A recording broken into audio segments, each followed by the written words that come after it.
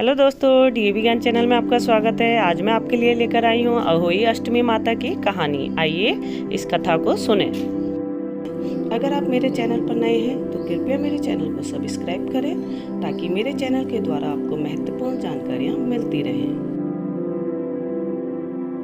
अहोई अष्टमी का व्रत इस बार 5 नवंबर को है, इसलिए यह व्रत कथा अवश्य पढ़ें। इस साल 5 नवंबर को अहोई अष्टमी मनाई जाएगी। इस दिन महिलाएं अपनी संतानों की लंबी आयु के लिए व्रत करती हैं। धार्मिक मान्यता है कि यह व्रत रखने से संतान के कष्ट समाप्त हो जाते हैं एवं उनके जीवन में सुख, समृद्धि व तरक्की आती है। अहोई को अनहोनी शब्द का अपभ्रंश कहा जाता है और माँ पार्वती किसी भी प्रकार की अनहोनी को टालने वाली होती हैं। इस कारण ही अहोई अष्टमी के व्रत के दिन माँ पार्वती की आराधना की जाती है। सभी माताएं इस दिन अपनी संतानों की लंबी आयु और किसी भी अनहोनी से रक्षा करने की कामना के साथ माता पार्वती व सिंह माता की पूजा अर्चना करती हैं। अहोई अष्टमी कथा। प्राचीन समय में एक नगर में एक साहूकार रहता था। उसके 7 लड़के थे।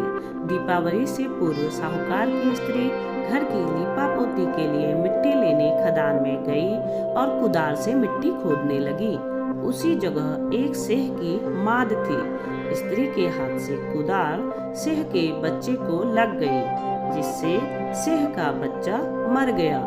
साहूकार की पत्नी को इससे बहुत दुख हुआ। वह पश्चाताप करती हुई अपने घर लौट आई। कुछ दिनों बाद उसके बेटे का निधन हो गया। फिर अचानक दूसरा, तीसरा और वर्ष भर में उसके 7 बेटे मर गए। एक दिन उसने अपने आस पड़ोस की महिलाओं को विलाप करते हुए बताया कि उसने जानबूझकर कभी कोई पाप नहीं किया। हाँ, एक बार खदान में मिट्टी खोदते हुए अनजाने में उससे एक सिंह के बच्चे की हत्या अवश्य हुई है और उसके बाद मेरे 7 पुत्रों की मृत्यु हो गई। औरतों ने साहूकार की पत्नी से कहा कि यह बात बताकर तुमने जो पश्चाताप किया है उससे तुम्हारा आधा पाप नष्ट हो गया है।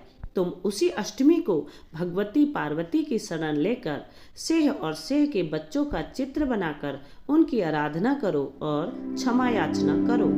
ईश्वर की कृपा से तुम्हारा पाप नष्ट हो जाएगा।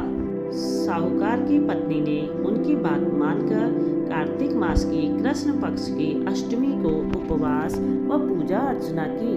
वह हर वर्ष नियमित रूप से ऐसा करने लगी। बाद में उसे 7 पुत्रों की प्राप्ति हुई।